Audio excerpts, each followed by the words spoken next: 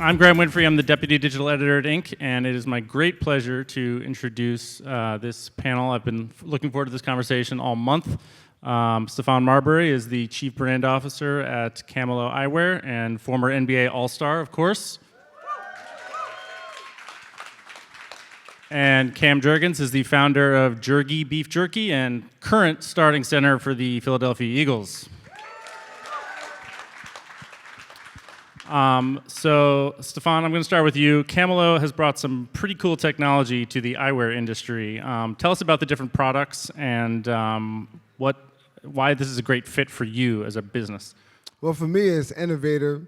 It gives people the opportunity to experience something completely different in the eyewear space, which is a big space.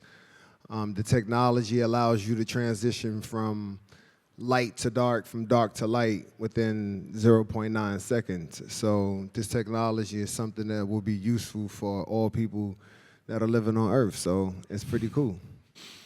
And in terms of eyewear and fashion, how does this align with your passion and the style of apparel and accessories that you've always liked? It's bold, it's confident, and it's something that's new. It's different.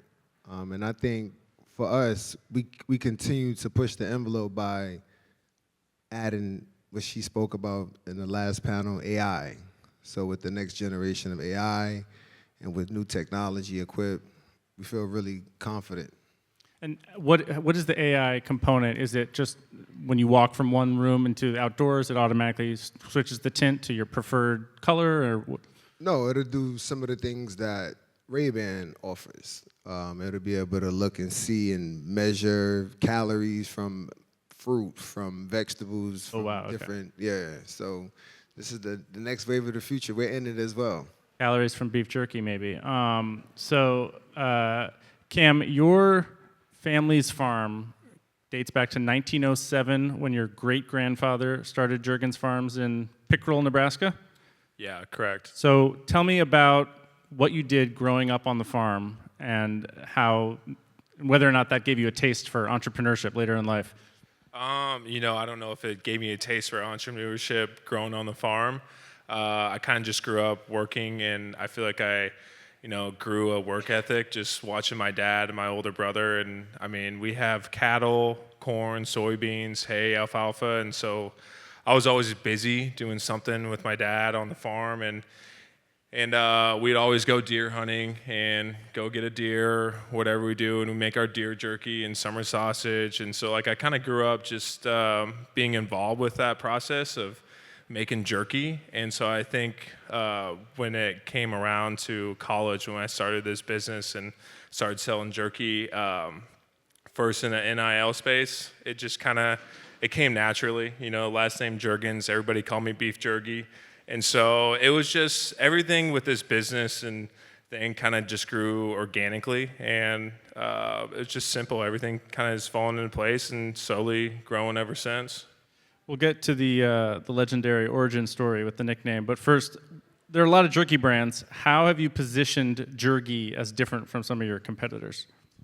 Right now it's small. It started out just me, my mom, and my business partner Matt Sichterman, and just creating a product in the NIL world. And we're thinking, this NIL started with name, image, and likeness, and you had to use that to build a product or a brand and sell things. And now with the NIL world, it's just you get paid money to go play, so it's a little different. But yeah, it was just really fun. It's a great experience, getting into that space and becoming a business owner and learning things as you go and just networking and figuring out. I don't feel like I know too much right now, but I feel like I knew nothing back then. And so just learning as we go in this process of, starting an LLC and getting a trademark and figuring those things out along the way and just letting it come to you and grow naturally. And, it separates. I don't think there's any other Super Bowl champions with the jerky brand. So I think that's a separation. That is a quality differentiator. I will give you that. So tell us about how this whole company can be traced back to a nickname in the Nebraska locker room that maybe we wouldn't even be here today if that nickname hadn't been applied to you. Yeah, I mean, it was just everybody has their own nicknames when you're going through, and everybody called me Jurgy or Beef Jurgy, and I love beef, so it's just simple. I don't really have to explain it too much. And so NIL started at Nebraska, and some of the people in the creative department wanted to make us logos, and they came and asked a few of us if they could make our logo, and so we can make a T-shirt or whatever we wanted to start a brand or a business. And so I just told them, I'm like, all right, well, everybody calls me Beef Jurgy. Can you make like a bowl for my logo? And so took off from then, threw it on a T-shirt, and then started selling some jerky and figuring out distributors and going through the whole process of that. But yeah, I think if my last name wasn't Jurgens, I probably wouldn't have a jerky business. Nicknames also apply to you, Stephon, because your nickname from since you were very little, Starbury, is also a brand, was a brand. Tell us about launching that brand and what made that brand different, because it was very different. There was something about it that was very unique. Well, my nickname came from playing basketball, obviously, from playing in New York. So, obviously, let's go Knicks. I couldn't resist. Sorry. I got mad love in Philly. AI, my man. That's my brother. Got mad love for AI. But yeah, so they started calling me Starbury when I was in high school. My last name, and then they just put from a kid from Coney Island they were calling me a shooting star from Nightline, doing Nightline. So getting that nickname and then applying it to my brand for shoes and clothes, where I sold shoes for $14.98 for kids, $15. Trying to create access for all. So applying what I did on the basketball court with creating access for people who look like me, who grew up like in the projects without being able to have access to buy affordable shoes, to play basketball, and let alone to wear shoes.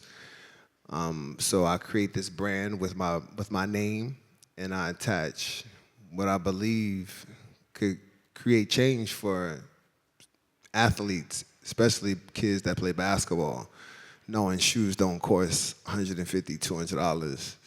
So making shoes and then allowing kids to be able to buy them on their own, that created access for all. So that's what the brand was really about.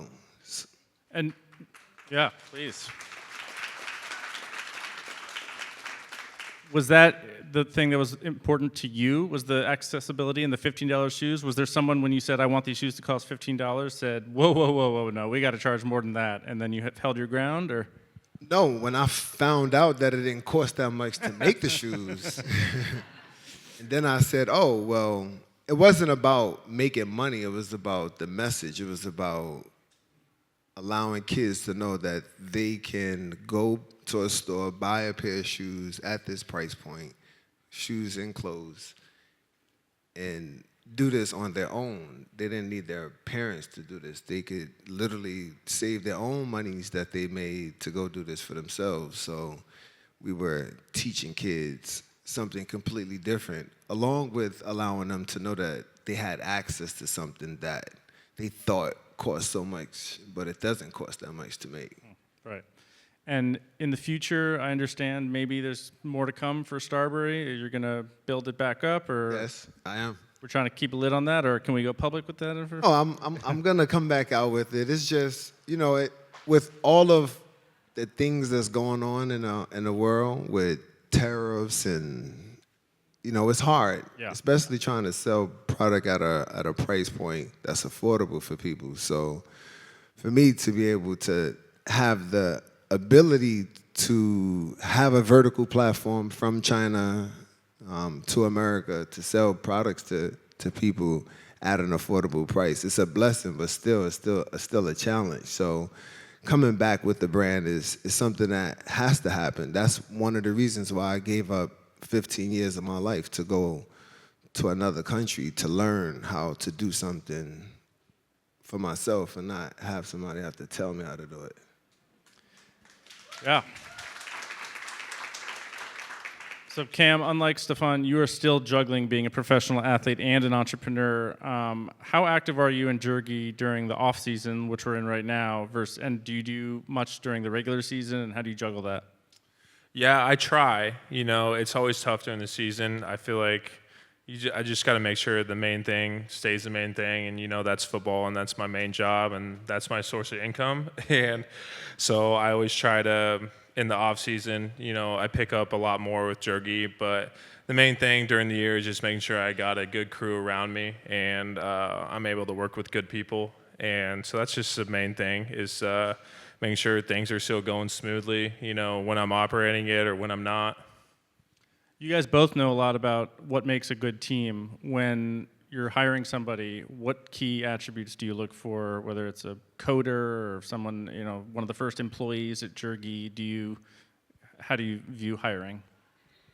I think just finding people that you work well with and people you can trust. And, I'm still going through that process of, getting to the point where we're big right now to where we need to start hiring more people. And it's just trying to find people that you can trust and you can work with, and things are good in that department, and you feel like you want to build and keep growing your relationship together and, building the business together, you're going to do that. And so it's still like a thing I'm trying to navigate and figure out. But that's just the main thing I've took away. It's like find people that you can trust, and maybe they have answers, maybe they don't, but as long as they know how to find them and they're willing to work, like that's just the main thing that matters. Stephon, you've had several ventures over the years. I'm sure you've had a lot of, hiring, great hires, mistake hires. Tell us about how you view hiring. Yeah, what he said, trust, that's major. But I've evolved to the space where I try to work with like-minded people. So if I could find people that have the same mind as me, I'm a God-fearing man, so it's way easier to communicate with people who vibrate in the same space when making certain decisions. Because when you're making certain decisions, when it's dealing with millions of dollars, you want to work with people who you feel like if they make a decision, you don't have to think about the decision that they made when they made that decision for a company that is trying to scale up, trying to do something in a positive way. So that's how I pretty much try to pick the people who I work with and people who I feel like I could grow with and who I want to be with, opposed to being with people who can help me make a lot of money, but be with people who want to help other people. Delegation is always hard for entrepreneurs because you start something yourself and then you feel like you don't want to let it go and give that trust to other people to do that job as you grow and scale. Did you have to learn delegation? Did it come naturally to you? Tell us about that. No, it didn't come naturally. You learn and you learn.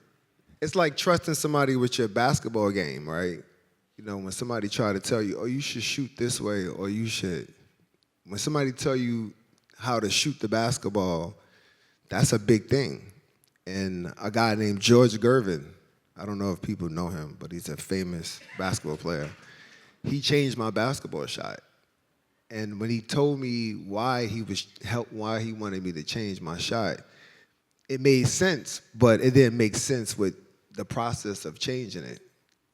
And I say that because I always try to find people who could speak life into what it is that I'm trying to do with my brands or my companies or whatever it is that I'm doing. And that's basically what I try to look for. So you've been a player and a coach of professional basketball players. Yeah. What have you learned from being on the coaching side, managing personalities, that has helped you in business?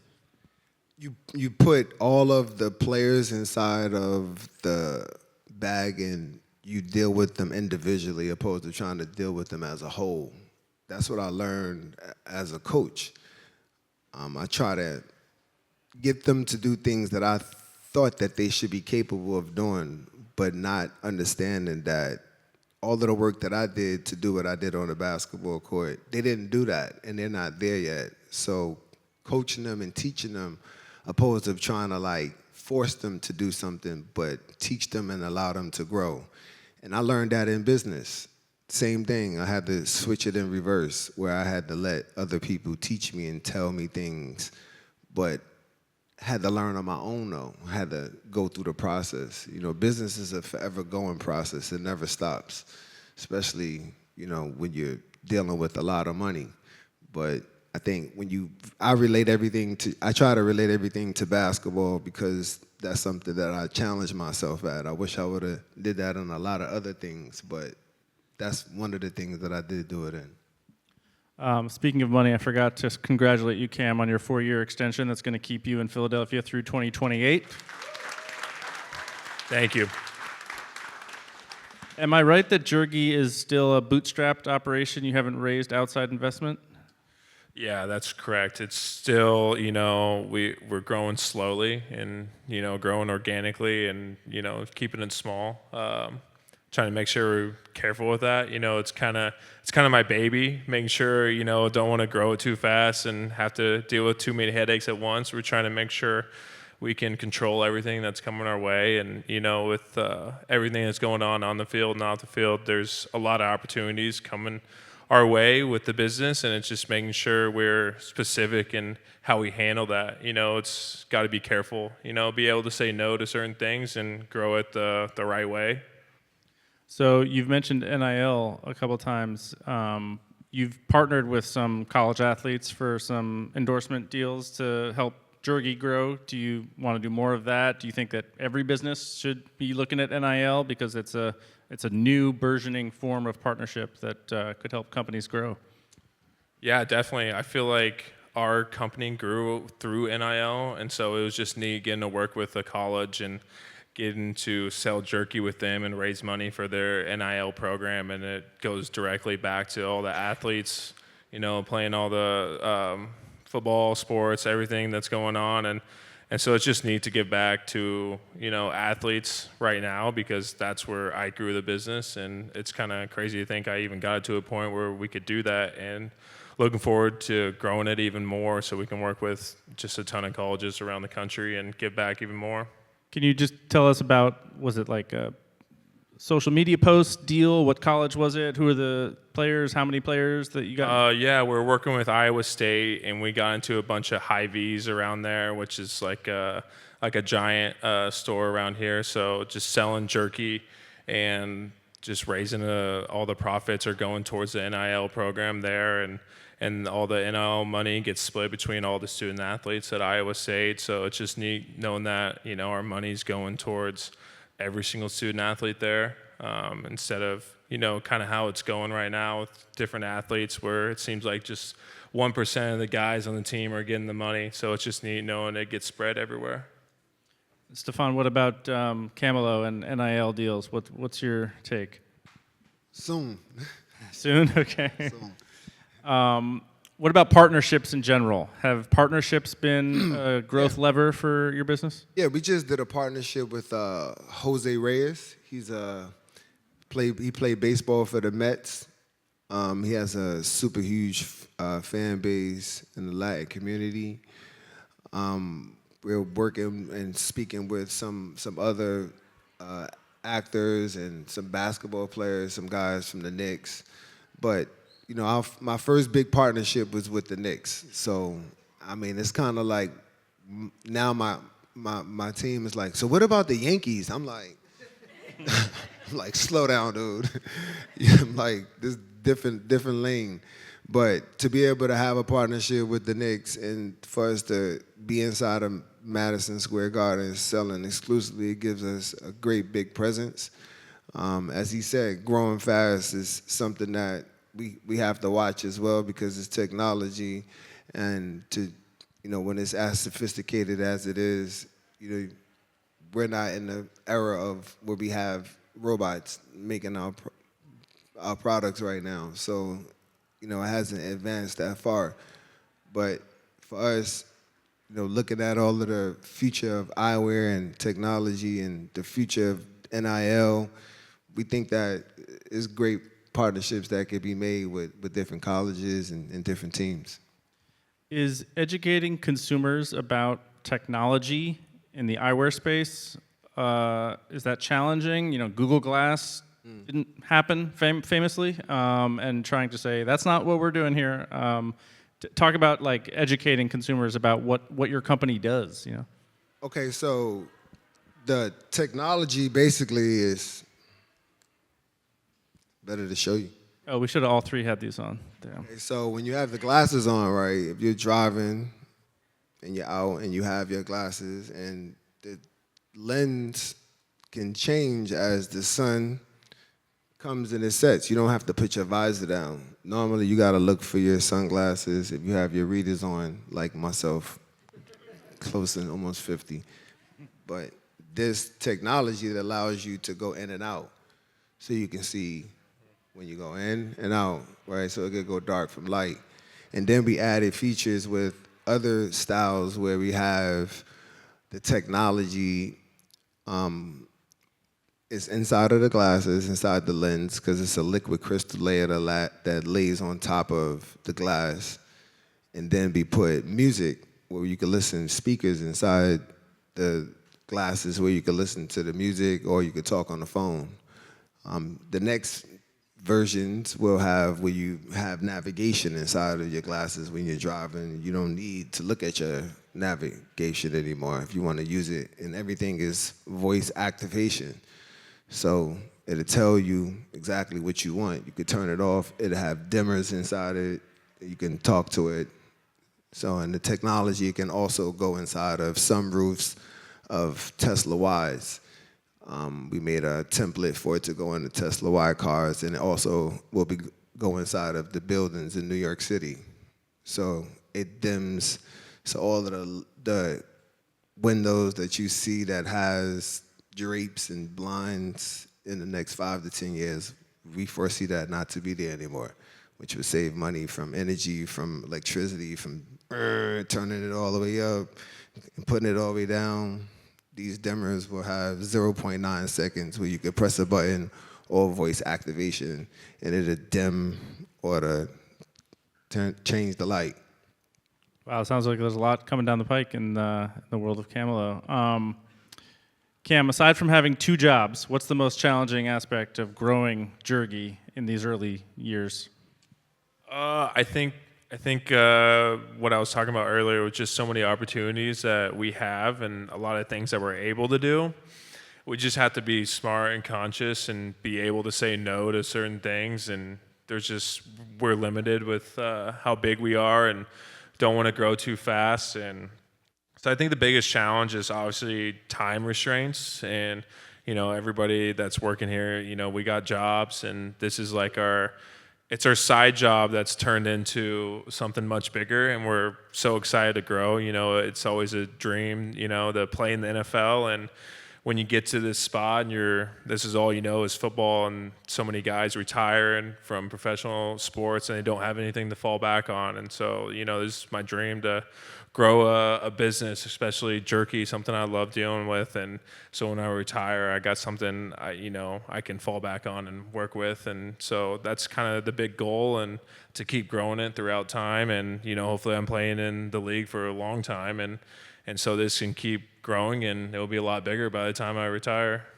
So do you have specific goals, like we want to try to get distribution in this store, that store? Any specific goals for 2025 that you're trying to hit? Any revenue milestones or anything like that? Or Yeah, I think the main thing is just getting into stores in Philly. This is a really big market for that, and just getting in there and making sure we get everything set up with distribution and getting into the stores that we can and make sure we're smart and strategic about it.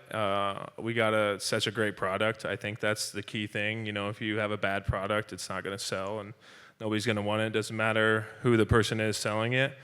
So we got an incredible product. It's made right here in Pennsylvania. It's good beef. It's high quality ingredients, and it's everything that people want from a beef jerky. It's my favorite beef jerky I've ever had, and the reviews have been incredible. And I think the main thing is just getting it in people's hands. So I think that's the key thing. Is just getting it into stores in the area. Some people, I feel like they hear beef jerky and they think, snap into a Slim Jim, junk food. But beef jerky is actually high in protein, low calorie. It's a very healthy snack, actually. Do you think enough people know that, or do you think that the category has kind of a semi-stigma attached to it for just being junk food? Yeah, I think so. I mean, when you pull up to a gas station, you get a Slim Jim, it doesn't really always taste like beef. It's different, and that's what we're trying to avoid. We want good quality beef with good ingredients, and in a world we live in today, everything is just so processed and so unhealthy for you. So we're trying to do something that tastes good and it's good for you. And it's just simple. We're using beef and we're using good ingredients, and you're just taking it and you're drying it out. The process is so much easier. When you get into those monster stores like a Slim Jims and you taste something and it's like it doesn't even taste like any meat that I've had, but it tastes good and people get hooked on it, and that's wrong. So I think it's an easy thing to make, and some people overcomplicate it to get higher returns in the market and things like that. And so it's a fun process that we're navigating. And it travels well. It's a very convenient product for, on the go. Stephon, specific goals for 2025 for Chamelo? Anything, your milestones you're trying to hit? We just want more people to become aware of what we're doing and check the product out. All right. We'll look out for the NIL deals, the endorsement deals that come down the pike. Cam, you've won the Super Bowl. You've been named to the Pro Bowl. What is the equivalent feeling in entrepreneurship of exhilaration that you hope to one day have? What's the, take Jurgy public one day? I mean, how do you kind of strive for success in the business world? How do you think about that? I think just when we started this, started with my mom and, one of my best friends who played right guard with me at the time. And so we just created this business together, and I initially thought, it's one of my best friends. I would love to, stay close with him and grow this business together. And but I mean, my number one goal is, my mom's got a big piece of the pie here and with my company, and so I just want to put some money in her pocket. And so that's like the major goal of the whole deal. And so growing that for us, and so it's pretty fun. We got a cool story attached to it, and so it means a lot to me. So got to make sure we handle it the right way and put it into the most important stores we can. And are you butting heads with your dad over how much time your mom devotes to Jurgy versus the family farm? Is that a source of tension at all, or? Well, my mom is a retired school teacher. She just retired a couple years ago, so she's got a lot of time on her hands, and she enjoys working with the business, and no trouble there. Okay. So are there any brands that when you were starting this, you said, I love the way their packaging works, or I love the ethos or the mission behind this brand? Were there any brands that you kind of had like an inspo board saying like, let's try to be like them with our own brand, Jurgy? Somewhat. We just looked at so many brands, whether it came from, we liked the marketing on a lot of different brands, or we liked how a certain bag looked or the story of something, and making sure we tried all these different jerkies and the ingredients that went into it. So I feel like we pulled a little bit from everything and tried to keep it as close to, our story and where our goals wanted to go. And so I don't think we can narrow it down to anything. I feel like we looked at like 100 different jerky brands, and I was a little overwhelmed at first. I was like, I didn't know there was this many jerky brands out there. Yeah, I mean, it is a big market. What about Chamelo and eyewear brands that you looked at to aspire to be like or be better than? No, we really have our own lane, which is one of the best things about the technology because of the speed of the dimming of the transition of the lens. But for us, we want to be able to work with Luxottica. We want to be able to be friends with everybody for the technology to be utilized by not just Chamelo one day, for it to spread amongst the whole world, for everybody to have it, because it's different and it's something that's useful and needed. Well, thank you guys so much for bringing your A game to this panel. It was a real pleasure talking to both of you. Cheers.